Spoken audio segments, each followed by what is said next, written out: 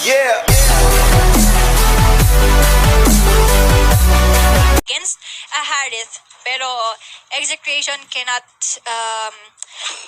hindi nila pwedeng basta-basta, paano masabihin to, baliwalain. Oo, itong si Harith. For the meantime, ang sagot naman ng Execration, ang Lemord ni E2 Max. And first week MVP, si E2 Max for a good reason. Nagulat kami nung nanonood kami sa English stream noon. Nagulat kami na may ganung kakayanan itong E2 Max na to on the Lemord. And I expect a lot of great things from this guy here. Yeah.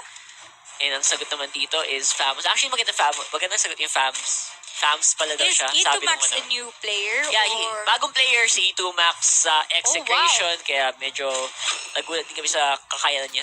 And again, medyo something to watch out for. Rising star. For sure. Kailangan yung abangan yan, guys. I think last week siya yung isa sa mga MVP. Yeah, first week MVP siya. Yeah.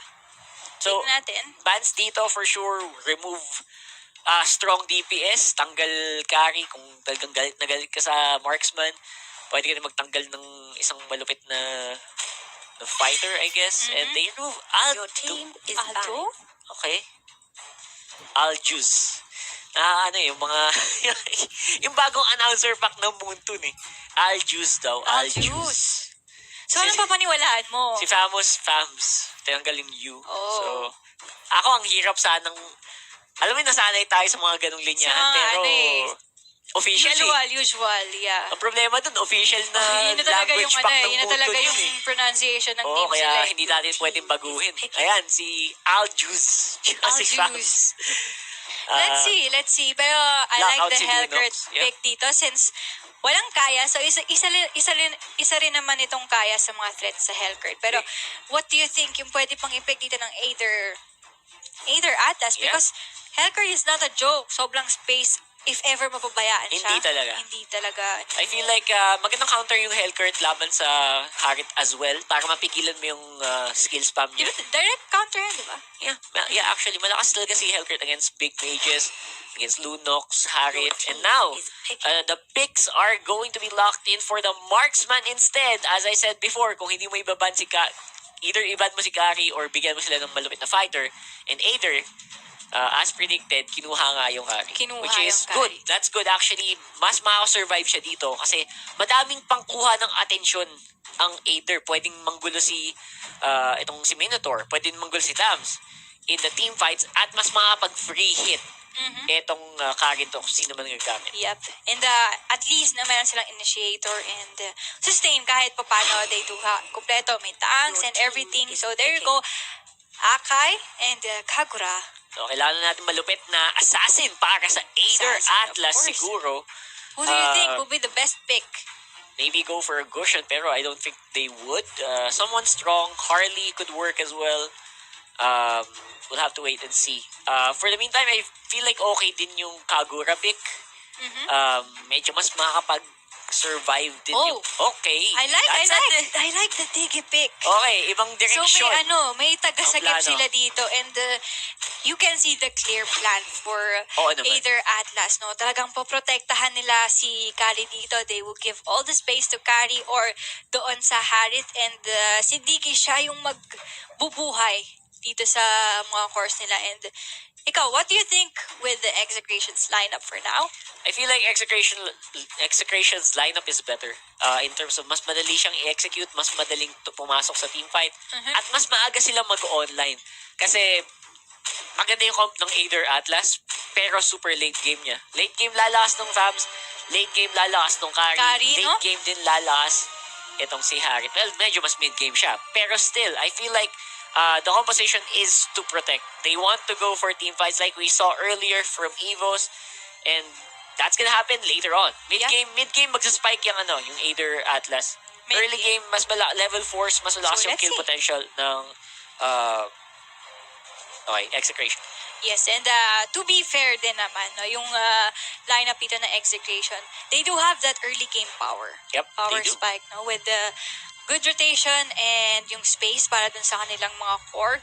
Tsaka si Kagura, siya yung hero na hindi mo kailangan ng sobrang daming items. Yeah, pakpet na pakpet yan. No? Comfort na comfort ni pakpet yan. Obviously, simula nung Kagura unang and season pa Cho, lang. hindi yan yung farming heroes na katulad ng carry. Yeah, for sure. So, Early game. Let's see. At ito na nga, sisimulan na natin ang Game 1 of this Best of 3 series, Execration versus Aether Atlas on the blue side. Pakpet will be using that Kagura. Tian for the Cho. Ito Max on that Leomord, Lard for the Akai, and Zapnu on that Helker. And of course, Aether Atlas, we got Genji on the Fams, LeBron on the carry, Changu on the Harit, Ogdimod on the Diggy, surprisingly, and Lue on the Minotaur. So, survival ang ang labanan for Aether Atlas right now. And making sure na walang madadali in the team fight, I think that's so important for the red side squad. However, ang Execration, mas malakas ang level 4 nila. Mas instant yung turn on nila. At level 4, expect a lot of team fights na ipipilit ng Azul. Ng Execration. Oh. And I like din dito sa draft ng Aether Atlas. Sobrang safe, safe pick din sila. So, pagdating na medyo mid-game, it still depends on their item choices kasi all they have to do is to survive yung mga skills na ibabato ng Execration, and after that, you can counter-initiate kasi wala na silang may babato, and that's the best opportunity. So, you just have to survive. So, tingnan natin yung mga item choices na pipiliin dito ng Aether Atlas. Yep, not to mention sobrang goal-dependent actually nung comp nila. Mid-game, kailangan mo yung mga early game na crab. However, the fight on the top side, magandang aggression.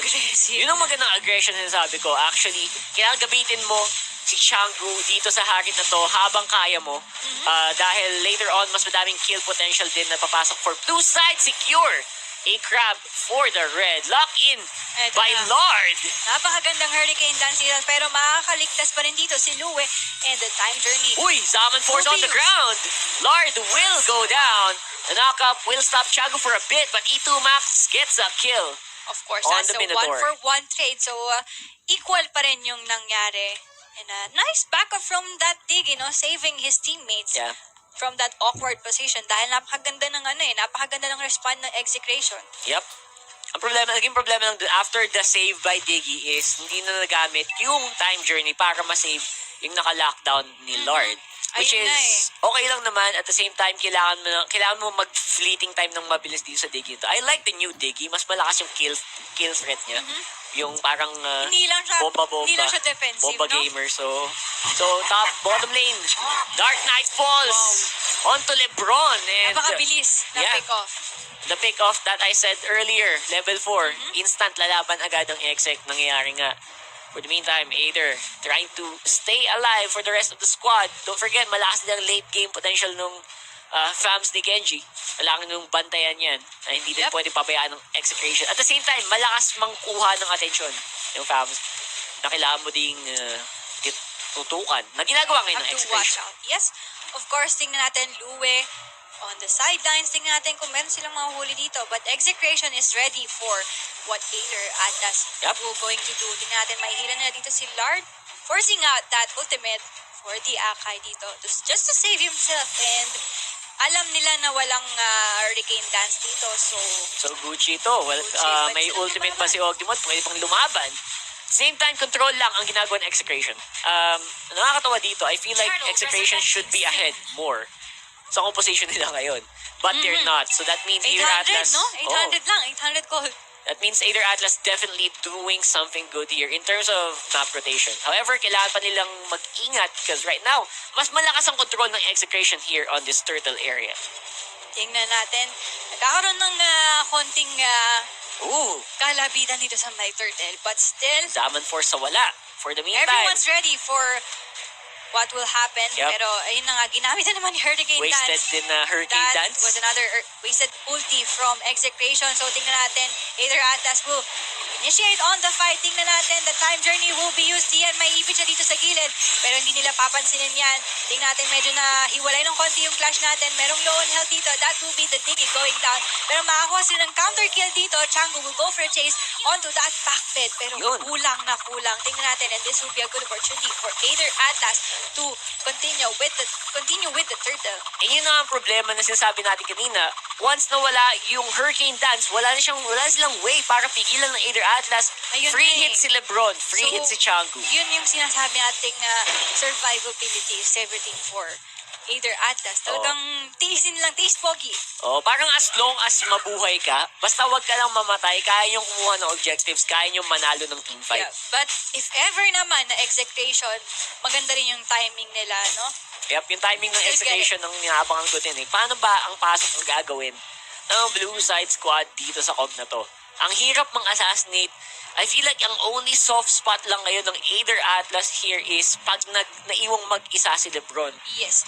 And tingnan natin dun sa bottom lane, 4-man commitment from Aether Atlas. Tingnan natin, mukhang ikutan natin nila si Zach dito. There's a Dark Knight Falls, pero this might be a sure kill for Aether Atlas. And that's a very important kill for them. Taking out that Helker. Si Chango parang pinang-zone na lang niya yung Zaman Force para tumakbo sa kabilang direksyon. Si Zapnu. Nice. And ang sagot naman ng execution there, turret on the top side. However, Aether, Mukhang nag-pressure na. dalawa ang makukuha pa nilang turret plus the life of Helkert.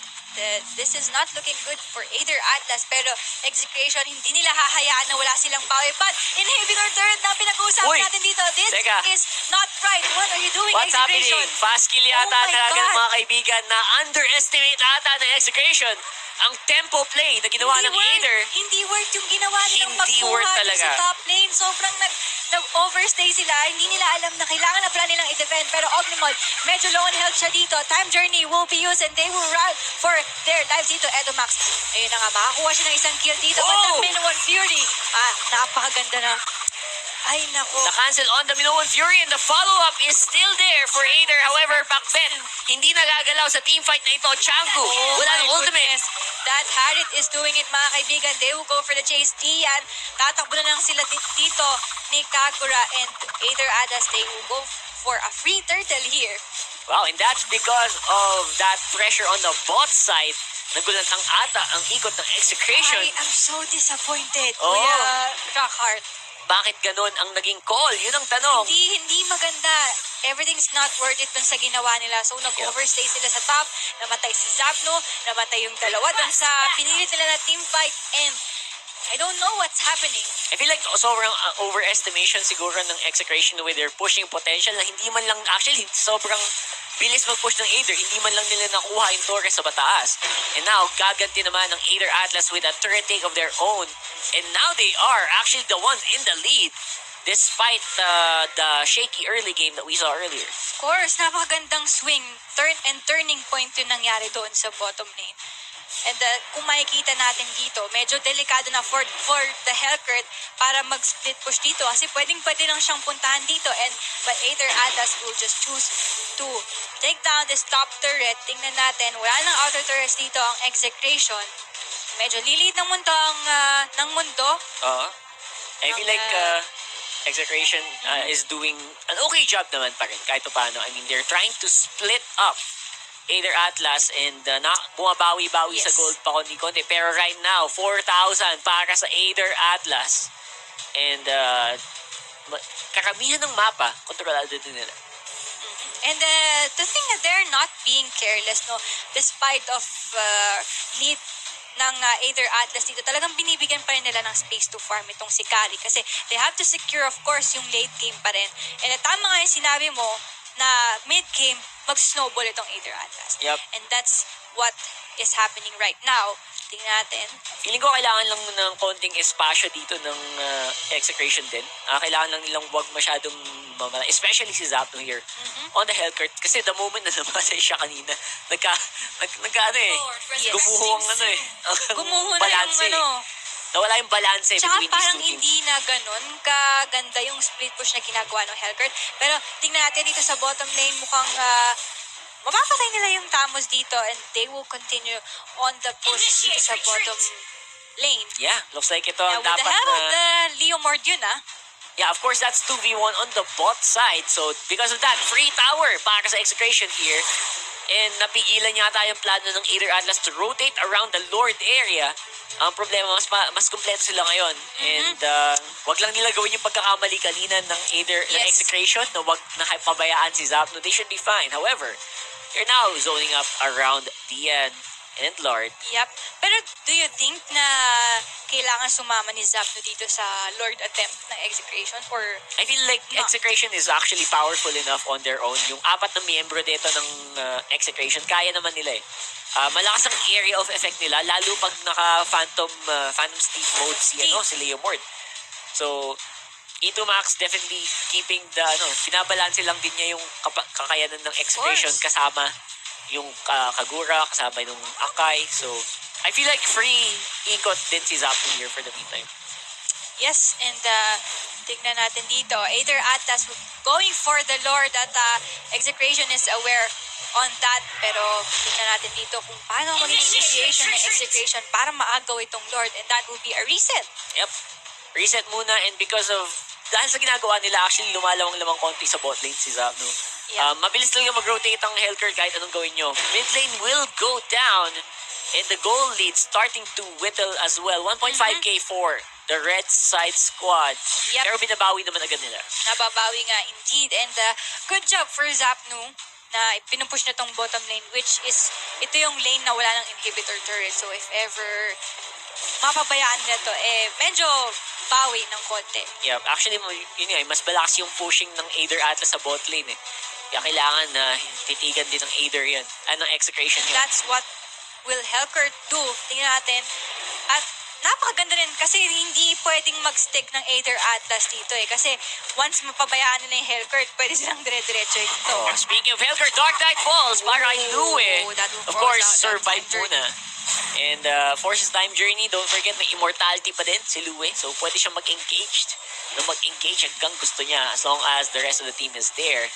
Pero, and Lord dito kailangan ng mag-respond ng Aether Atlas, and there you go, tingnan natin. Kailangan nilang agawin dito. Zaman Force will be used plus their Hurricane Dance. Lord, low on health siya dito, pero sa gilid, that will be Dian.